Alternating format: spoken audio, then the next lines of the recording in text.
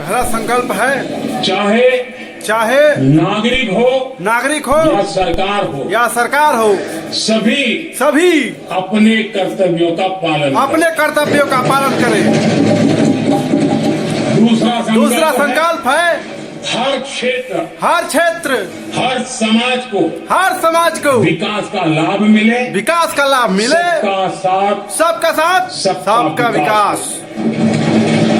तीसरा संकल्प है भ्रष्टाचार के प्रति जीरो टॉलरेंस को भ्रष्टाचारी की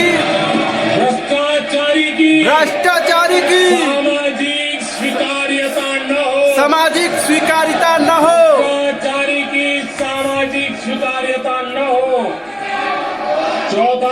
चौथा संकल्प है देश के कानून देश के नियम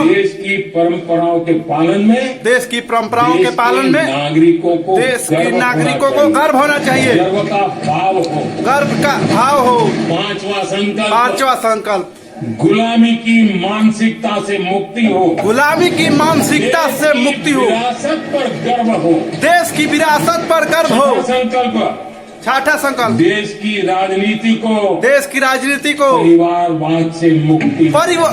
परिवारवाद से मुक्त हो। सातवां संकल्प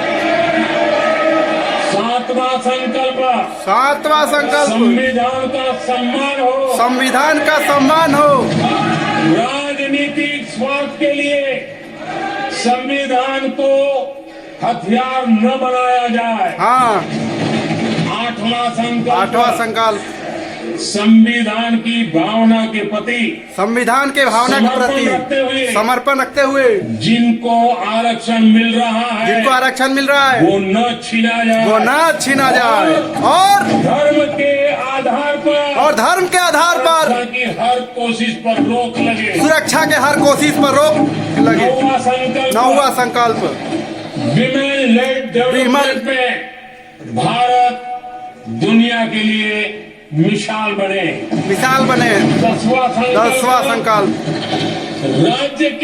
राज्य के विकास से राष्ट्र का विकास हो। ये हमारा मंत्र हो। 11वां संकल्प एक भारत श्रेष्ठ भारत सर्वोपरि हो। इसी संकल्प के साथ हम सब मिल करके अगर हम आगे बढ़ते हैं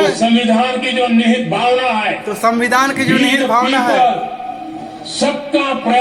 सबका प्रयास इसी मंत्र को लेकर आगे चलेंगे और भारत का सपना कि सदन में बैठे हुए सबका तो होना ही चाहिए।